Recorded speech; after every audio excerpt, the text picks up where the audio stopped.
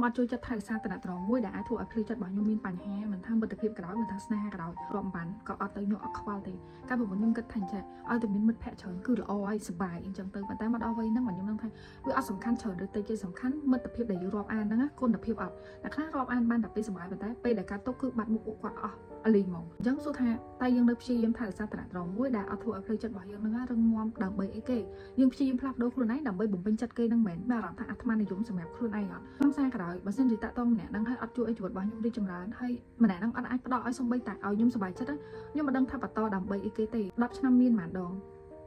យើងនៅជាមួយតំណត្រង់មួយដែលអត់រីកចម្រើនហ្នឹងមែនកើតមកយើងមិនគិតតែពីស្រឡាញ់គ្នាណាការងារមកកណោយើងត្រូវធ្វើការរកលុយដើម្បីគ្រួសារយើងដើម្បីការងារយើងដែរហើយបើគ្រាន់តែតាក់ទងមនុស្សម្នាក់ហ្នឹងអត់អាចផ្ដល់ឲ្យសំបីតែយើងសុបាយចិត្តផងហ្នឹងរស់នៅជាមួយនឹងគ្នាមិនទៅថ្ងៃមុខជាប្តីជាប្រពន្ធនឹងគ្នាមិនកើតអញ្ចឹងបែរថាអាចចំណុចទូចទាំងអស់ហ្នឹងយើងត្រូវមើលដែរបើសិនជាយើងតាក់ទងនេះជាសង្សារហើយទៅមុខមិនរួចឆោព្យាយាមដើម្បីអីគេទៅថ្ងៃមុខក៏នៅមួយគ្នាអត់កើតដែរព្រោះអីលកម្មលកោះតាំងពីចាប់ផ្ដើមឯហ្នឹង